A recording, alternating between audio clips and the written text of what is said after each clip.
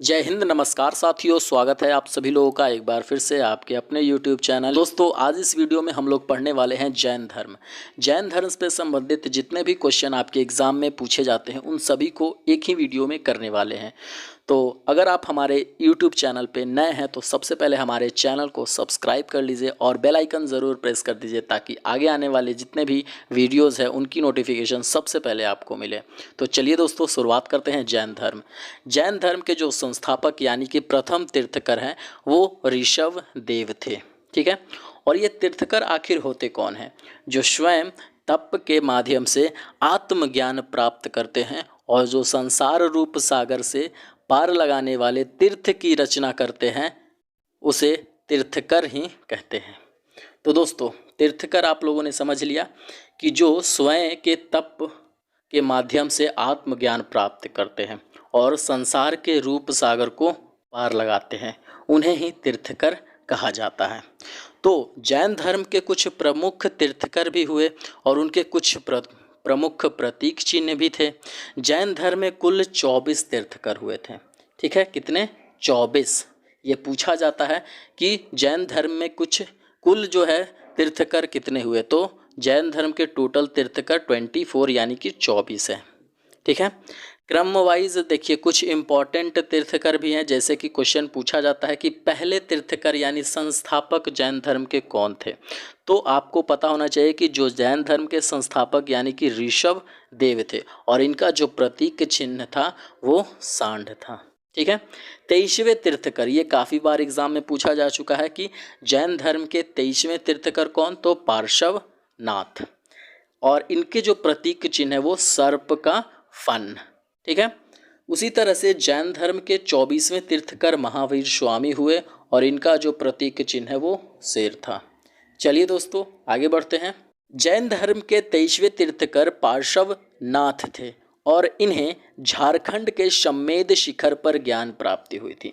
जैन धर्म के जो 23वें तीर्थकर थे वो पार्श्वनाथ थे और इनको जो ज्ञान की प्राप्ति हुई थी वो झारखंड के सम्मेद शिखर पर हुई थी। ज्ञान की प्राप्ति के बाद इन्होंने 4 नियम बताए। पार्श्वनाथ ने 4 नियम कौन बताए थे, उन सभी के बारे में जानते हैं, जिसे चतुरायन धर्म कहा गया। ठीक है, पार्श्वनाथ को ज्ञान की जब प्राप्ति हुई थी तो उन्होंने 4 नियम बताए और उसे चतुरायन धर्म कहा गया। तो वो कौन कौन सी 4 नियम थी?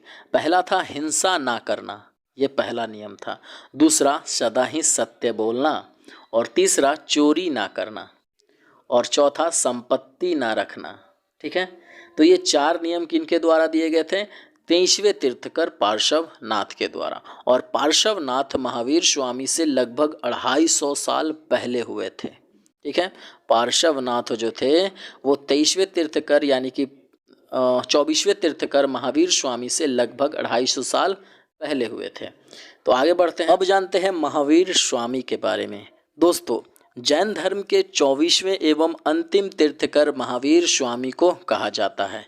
ठीक है, जैन धर्म के जो 24वें और अंतिम तीर्थकर थे वो महावीर स्वामी को ही कहा जाता है। आपसे क्वेश्चन पूछा जाए या तो 24वें तीर्थकर बताइए या तो अंतिम तीर्थकर जैन धर्म के बताइए, तो दोनों का आंसर जो होगा वो महावीर स्वामी ही होगा। आगे बढ़ते हैं, जिन्हें जैन धर्म का वास्तविक संस्थापक भी कहा जाता, और महावीर स्वामी को जैन धर्म का वास्तविक संस्थापक कहा जाता है। रियलिटी में अगर पूछा जाए कि जैन धर्म का सिर्फ संस्थापक कौन है तो इसका आंसर हो जाएगा ऋषभ देव, लेकिन वास्तविक संस्थापक किसे कहा जाता है, तो ये महावीर स्वामी को कहा जाता है। अगर महावीर स्वामी के सांसारिक जीवन के बारे में बात किया जाए तो महावीर स्वामी का जन्म 540 ईसा पूर्व कुंडग्राम वैशाली जिले में हुआ था। इनके पिता का नाम सिद्धार्थ था, माता का नाम त्रिशला और भाई का नाम नंदीवर्धन था। और जो महावीर स्वामी की पत्नी का नाम था वो यशोदा, पुत्री का नाम प्रियदर्शनी और दामाद का नाम जमाली था। महावीर स्वामी जी के पिता कुंडग्राम के ज्ञात्रिक वंश के राजा थे। महावीर स्वामी की जो पिताजी थे वो कुंडग्राम वैशाली जिले के ज्ञात्रिक वंश के राजा थे। महावीर स्वामी जी के बचपन का नाम वर्धमान था। ठीक है, आगे बढ़ते हैं। चलिए महावीर स्वामी की आध्यात्मिक जीवन के बारे में बात कर लेते हैं। महावीर स्वामी ने 30 वर्ष की उम्र में माता पिता की मृत्यु के बाद अपने बड़े भाई नंदीवर्धन से अनुमति लेकर संन्यास जीवन को स्वीकार किया। ठीक है, महावीर स्वामी जब 30 वर्ष के थे तो उनकी माता पिता की मृत्यु हो गई थी और अपने बड़े भाई नंदीवर्धन से अनुमति लिया और संन्यास जीवन में चले गए। 12 वर्षों के कठिन तपस्या के बाद महावीर स्वामी जी की त्रिजुपालिका नंदी के तट पर साल वृक्ष के नीचे तपस्या करते हुए उन्हें ज्ञान की प्राप्ति हुई और ज्ञान प्राप्ति को कैवल्य कहा गया। जैसा कि हमने बौद्ध धर्म में भी देखा था, उसी तरह से जैन धर्म भी है। तो जैन धर्म में क्या हुआ कि महावीर स्वामी जो है संन्यास जीवन को स्वीकार किए और 12 वर्ष कठिन तपस्या किए। और कौन से वृक्ष के नीचे किए थे? ये किए थे शाल वृक्ष के नीचे तपस्या करते हुए ज्ञान की प्राप्ति हुई उनको। उसके बाद वो ज्ञान की प्राप्ति क्या कहलाई? कैवल्य कहलाई। इसी समय से महावीर स्वामी अहर्त पूज्य निर्ग्रंथ यानी बंधनहीन और जिन यानी विजेता कहलाने जाने लगे। महावीर स्वामी जी ने अपने उपदेश प्राकृत भाषा में दिए। महावीर स्वामी जी ने अपना जो उपदेश था वो किस भाषा में दिए? वो प्राकृत भाषा में थी। इन्होंने पहला उपदेश राजगीर में दिया और अंतिम उपदेश पावापुरी में। पहला उपदेश जैन धर्म के जो अंतिम तीर्थकर यानी कि महावीर स्वामी ने किस भाषा में दिए? तो प्राकृत भाषा में दी। और पहला उपदेश कहाँ दिए? तो राजगीर में दिए। और अंतिम उपदेश कहाँ दिए? पावापुरी में दिए। महावीर स्वामी का प्रथम भिक्षु उनका दामाद जमाली बना। ठीक है, महावीर स्वामी का जो प्रथम भिक्षु उनका दामाद जमाली बना। आगे बढ़ते हैं। और महावीर स्वामी को जब ज्ञान की प्राप्ति हो गई उसके बाद उन्होंने कुल 5 नियम बताए और उन 5 नियमों को कहा गया पंचयान धर्म। और उन 5 नियम थे ये: पहला हिंसा ना करना, दूसरा सदा ही सत्य बोलना, तीसरा चोरी ना करना, और चौथा संपत्ति ना रखना, और 5वां था आपका ब्रह्मचर्य। ये 4 तो पहले से थे, आपके पार्श्वनाथ ने दिए थे, उसमें एक और जुट गया ब्रह्मचर्य, और ये 5 कहलाने लगे आपके पंचायन धर्म। महावीर स्वामी ने त्रिरत्न दिए। एक था सम्यक दर्शन, सम्यक ज्ञान और एक सम्यक आर्चन। ये त्रिरत्न दिए किन्होंने? महावीर स्वामी ने। जैन धर्म में ईश्वर की मान्यता नहीं है। जैन धर्म में ईश्वर को नहीं मानते बल्कि आत्मा की मान्यता है, आत्मा को मानते हैं। इसीलिए महावीर स्वामी ने मूर्ति पूजा और कर्मकांड का विरोध किया। महावीर स्वामी ने मूर्ति पूजा और कर्मकांड का क्या किया? विरोध किया।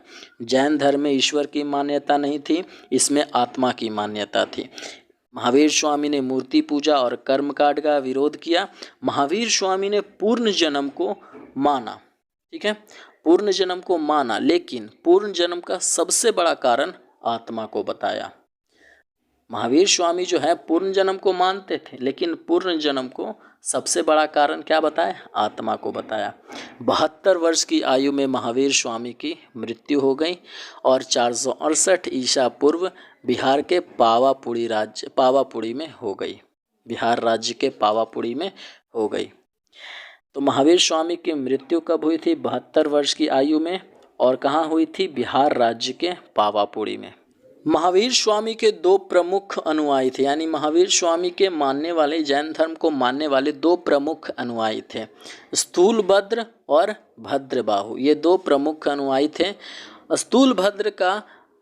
स्थूलभद्र को श्वेतांबर कहा जाता था और भद्रबाहु को दिगंबर कहा जाता था। जो श्वेतांबर होते थे वो श्वेत वस्त्र का यानी सादे वस्त्र का धारण करते थे, सफ़ेद वस्त्र, और जो दिगंबर होते थे वो नग्न रहने वाले थे। ठीक है, इनके देह पर, इनके शरीर पर वस्त्र का कोई निशान नहीं, वस्त्र नहीं पहनते थे ये लोग।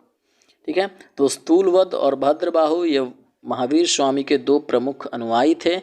और स्थूलभद्र को श्वेतांबर कहा गया और भद्रबाहु को दिगंबर कहा गया। श्वेतांबर इसलिए क्योंकि इन्होंने श्वेत वस्त्र का धारण किया, और दिगंबर इसीलिए कि इन्होंने नग्न रहने का फैसला किया।